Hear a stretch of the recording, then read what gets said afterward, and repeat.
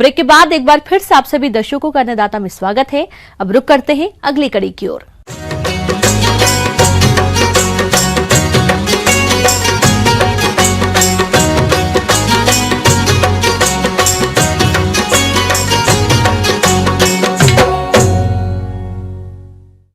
हमारे प्रदेश के अनेक किसान भाई सब्जियों की खेती करके अच्छा लाभ कमाते हैं, तो इसी के अंतर्गत हमारे जिन किसान भाइयों ने पत्ता गोभी की फसल लगा रखी है, वे इस फसल से अधिक उत्पादन प्राप्त करने के लिए कौन कौन से जरूरी कार्यों को करें, इसकी जानकारी दे रहे हैं।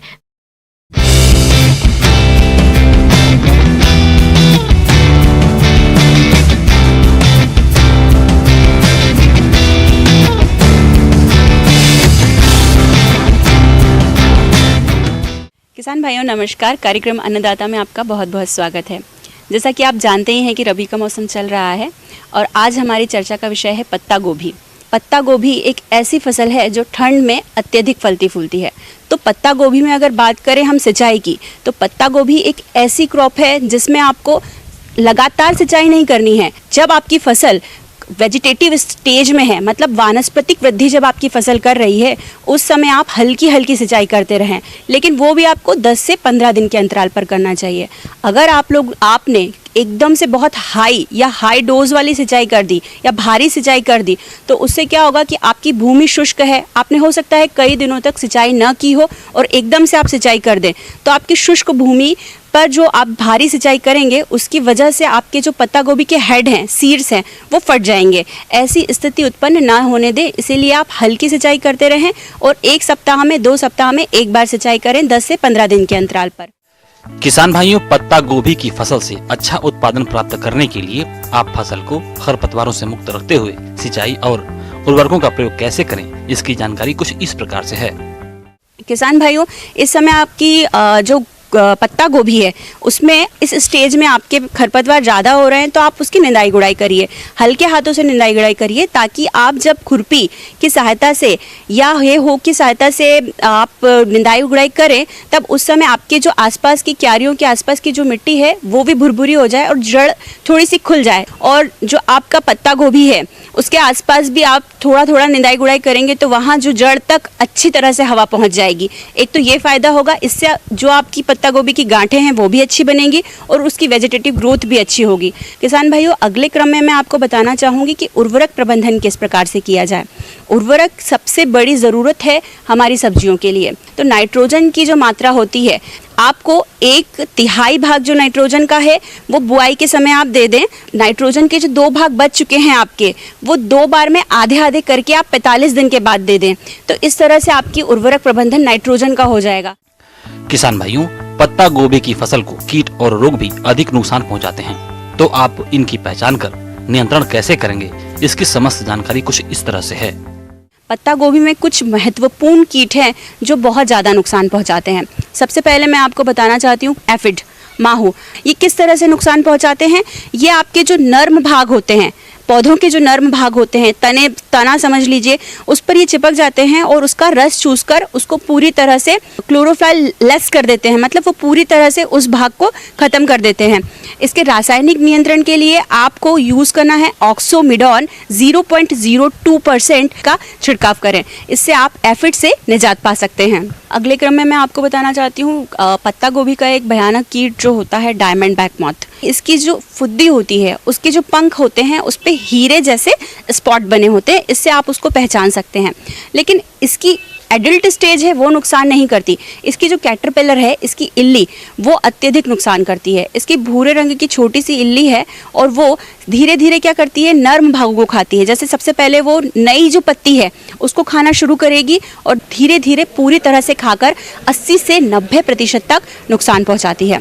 किसान भाइयों, इसके लिए मैं आपको जैविक नियंत्रण की सलाह दूंगी कि आप जैसे ही इनिशियल स्टेज में कोई छोटा सा गिडार देखें, छोटी सी एक भी इल्ली देखें, तो तुरंत आप नीम का काढ़ा बनाएं और उस नीम के काढ़ा का 3 से 4 बार स्प्रे करें। इसके रासायनिक नियंत्रण के लिए छिड़काव करें, इससे आप निजात पा सकते हैं। किसान भाइयों, अगले क्रम में मैं आपको रोगों के बारे में बताना चाहती हूँ। पत्ता गोभी में अगर हम रोग की बात करें, बैक्टीरियल सॉफ्ट रॉट की, ये भी एक बीमारी है पत्ता गोभी की, जो कि बहुत अत्यधिक नुकसान पहुंचाती है पत्ता गोभी को। परिपक्व शिरा है, वो ऊपरी जो पत्ती है आपकी, वो पूरी तरह से उस पर वाइट भूरे भूरे कलर के धब्बे दिखाई देने लगेंगे, और वो जो धब्बे हैं धीरे धीरे करके आपके पूरे प्लांट पे हो जाएंगे, और जो धब्बे दिखाई दे रहे हैं वो धीरे धीरे करके सड़ना प्रारंभ कर देंगे। तो इस स्टेज में क्या होता है कि धीरे धीरे आपका पूरा प्लांट सूखकर मर जाएगा। तो ये कुछ बीमारियां हैं, इनसे बचाव के लिए आप यही कर सकते हैं कि आप सबसे पहले सीड ट्रीटमेंट करें, फिर आप सॉइल ट्रीटमेंट करें। इससे आपकी नर्सरी में होने वाले जितनी भी बीमारियां हैं, जितने भी रोग हैं, उनसे आप निजात पा सकते हैं। और एक चीज़ और बताती हूँ कि जब भी आपको लग रहा है कि बहुत ज़्यादा ठंड हो रही है, बहुत ज़्यादा पाले की संभावना पड़ रही है, तो उस समय आप हल्की सिंचाई कर दें। और एक चीज़ और है कि आप 2 तरह से रस्सी बांधिए और उसको थोड़ा सा आपकी फसल पे रब करिए, मतलब फेर दीजिए, जैसे कि जो ओस की बूंदें जो जमी हैं, जो प्रॉपर नुकसान पहुंचा रही है, उससे आपको निजात मिल सकता है। आगे और भी खेती बाड़ी से जुड़ी बहुत सी रोचक जानकारियां यहाँ पर रुकेंगे। एक और छोटे से ब्रेक के लिए जल्द हाजिर होते हैं।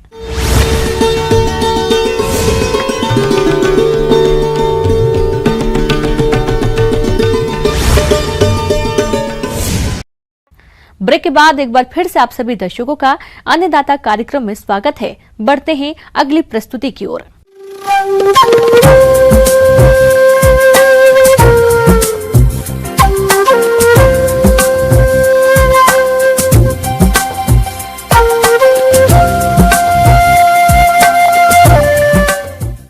मौसम के अनुसार प्रबंधनों पर टिकी आपकी खेती बाड़ी, और इसलिए मौसम पूर्वानुमान और उस पर आधारित साप्ताहिक कृषि सलाह इस प्रकार है।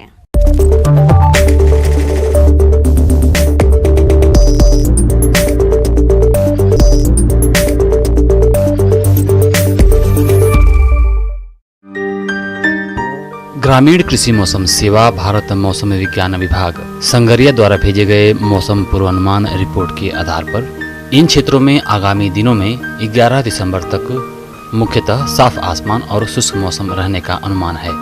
सुबह के समय कोहरे के साथ दिन और रात के तापमान में 1 से 2 डिग्री संभावित कमी आ सकती है। आगामी 3 दिनों में अधिकतम तापमान 22 से 23 डिग्री सेल्सियस और न्यूनतम तापमान 6 से 7 डिग्री सेल्सियस रहने का अनुमान है। सापेक्षिक आर्द्रता 11 से 44% हो सकती है। हवा की औसत गति 4 से 7 किलोमीटर प्रति घंटे हो सकती है। ऐसे में इन क्षेत्रों के किसान भाइयों को सलाह दी जाती है कि तापमान कम होने लगा है, इसलिए नए बागों में लगे पौधों को ठंड से बचाना आवश्यक है। नए लगाए गए और छोटे पौधों के ऊपर बाजरा या सरकंडे की झोपड़ी बनाएं और पूर्व दक्षिण दिशा में खुला रखें ताकि पौधों को सूर्य की रोशनी मिल सके। पाले से बचाव के लिए बागों में उचित नमी बनाए रखें। समय पर बोई गई गेहूं की फसल 25 से 30 दिन की होने पर पहली सिंचाई करें।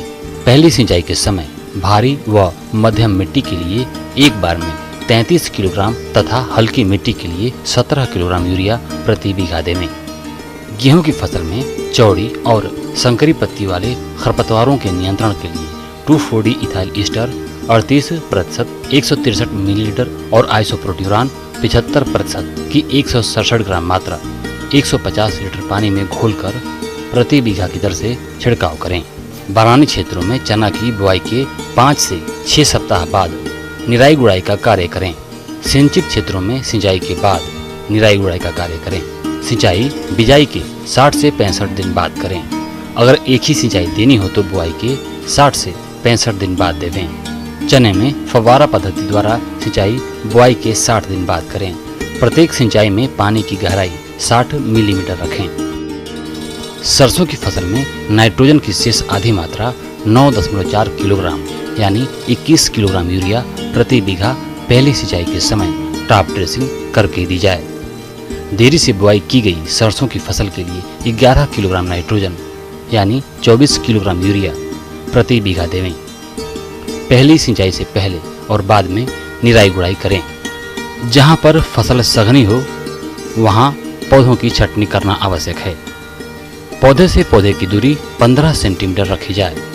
छटाई का कार्य पहली सिंचाई से पहले करना उचित है। तापमान में कमी होने पर सरसों की फसल पर सफेद रोली रोग से फसल बुआई के 50 से 60 दिन बाद या दिसंबर माह में पत्तियों की निचली सतह पर सफेद रंग के उभरे हुए फफोले दिखाई देते हैं। फफोलों की ऊपरी सतह पर पत्तियों पर पीले रंग के धब्बे दिखाई देते हैं। इसकी रोकथाम के लिए पहला छिड़काव मेटासिस्टाक्स की 2 ग्राम मात्रा प्रति लीटर पानी की दर से घोलकर छिड़काव करें। जौ फसल की बुआई के 25 से 30 दिन बाद पहली सिंचाई करें। सिंचाई के समय 13 किलोग्राम यूरिया टॉप ड्रेसिंग करें। खड़ी फसल में दीमक की रोकथाम के लिए क्लोरोपाइरीफास 20 EC की 1 लीटर मात्रा प्रति बीघा दें। अमरूद में फल मक्खी के नियंत्रण के लिए प्रभावित फलों को मिट्टी में गाड़ दें और मेलाथियान 50 EC की 1 मिलीलीटर मात्रा प्रति लीटर पानी की दर से घोलकर छिड़काव करें। लगातार शुष्क मौसम को देखते हुए किसान भाई सब्जियों में जरूरत के अनुसार सिंचाई करें। आलू के पौधों की ऊंचाई यदि 15 से 20 सेंटीमीटर हो जाए तो मिट्टी चढ़ाने का कार्य करें अथवा बुआई के 30 से 35 दिन बाद मिट्टी चढ़ाई का कार्य संपन्न करें। वर्तमान मौसम प्याज की बुआई के लिए अनुकूल है। बीज की मात्रा 10 किलोग्राम प्रति हेक्टेयर। बुआई से पहले बीज को कैप्टान 2.5 ग्राम प्रति किलोग्राम बीज की दर से उपचारित करें। पशुओं को प्रति 3 लीटर दूध पर 1 किलोग्राम संतुलित आहार दें। संतुलित आहार तैयार करने के लिए 40% अनाज, 30% खली, 27% गेहूं का चोकर, 2% खनिज लवण और 1% नमक का उपयोग करें। बिछावन विधि द्वारा मुर्गी पालन में बिछावन को चूना मिलाते हुए सप्ताह में कम से कम 1 बार पलटें ताकि बिछावन सूखा रहे, जिससे बिछावन में फफूंद व अन्य हानिकारक जीवाणु नहीं पनपें।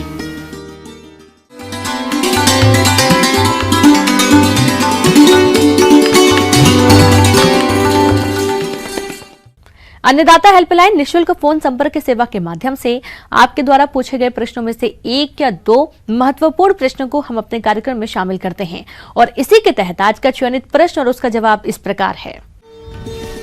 आज की अन्नदाता हेल्पलाइन में हमने जिस प्रश्न को शामिल किया है उसे पूछा है गांव रयाना, जिला उदयपुर के धर्मेश कुमार ने। आपने अदरक की फसल में उकठा रोग की रोकथाम और बचाव के उपायों के बारे में जानकारी चाहिए है, तो इसके लिए देखिए कार्यक्रम का यह अंश। अपनी एक बीमारी जो रहती है वो बहुत ही भयंकर रहती है, जिसके कारण आपकी फसल पूरी तरह नुकसान हो सकती है, जो कि आर्द्र गलन के नाम से जानी जाती है, जड़ सड़न के नाम से जानी जाती है, प्रथम सड़न के नाम से जानी जाती है और आपको दूर से ही पौधे में देखने को मिल जाएगी, जो कि पूरे पैच एक पौधे से शुरू होती है और पूरा पैच का पैच आपको देखने को मिलता है। तो फफूंद जनित में आपको देखेंगे कि उसको देखते हैं, पकड़ते हैं, निकालते हैं तो हल्के हल्के फफूंद से आपको नजर आएगा है। तो इस बीमारी को नियंत्रण करना बहुत ही आवश्यक होता है। अगर इसको आप नियंत्रण नहीं करेंगे तो आपकी फसल बहुत ही नुकसान करेगी। जीवाणु उकठा रोग, इस रोग के कारण तने पर जमीन की सतह के पास जलसिक्त धब्बे या पतली लंबी धारियां दिखाई देती हैं। प्रभावित तना व प्रकंद चिपचिपा हो जाते हैं तथा उनसे दुर्गंध आती है। तने को आसानी से खींचकर प्रकंद से अलग किया जा सकता है। यदि प्रभावित प्रकंद के एक छोटे टुकड़े को साफ पानी में थोड़ी देर रखें तो पानी का रंग गंदला या दूधिया हो जाता है। तो ये दोनों की अलग अलग पहचान रहती है और इनको नियंत्रण करना भी अलग अलग ही तरीका रहता है, जिसमें अपन फफूंद जनित अगर नियंत्रण करना चाहेंगे तो दोनों के लिए महत्वपूर्ण रहता है कि जहां आपकी फसल लगी है उसमें अगर ये प्रारंभिक अवस्था में आ गई तो उस पौधे को आप निकाल के अलग कर दीजिए और वहां की कोशिश करें कि कुछ मिट्टी भी उस पौधे के साथ निकाल के उसको अलग कर दें। तो वो उस जगह की मिट्टी अगर अलग हो जाती है, पौधा अलग हो जाता है तो उसको फैलने की संभावना कम होती है।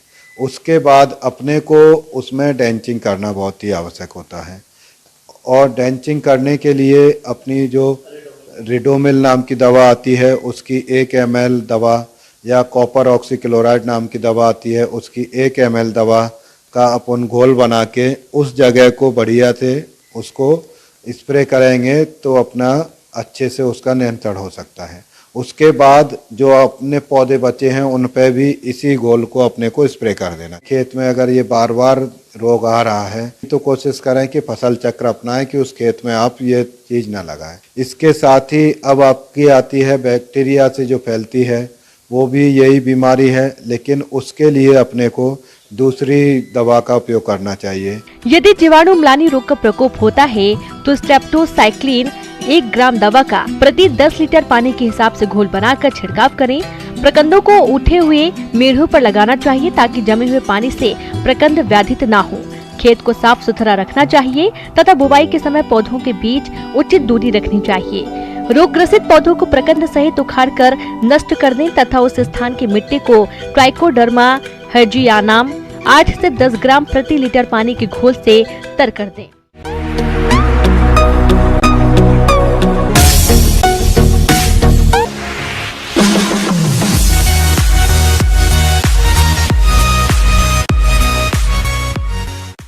आइए अब एक नजर डालते हैं राज्य की कुछ चुने हुए मंडियों के प्रमुख फसलों के बाजार भाव पर।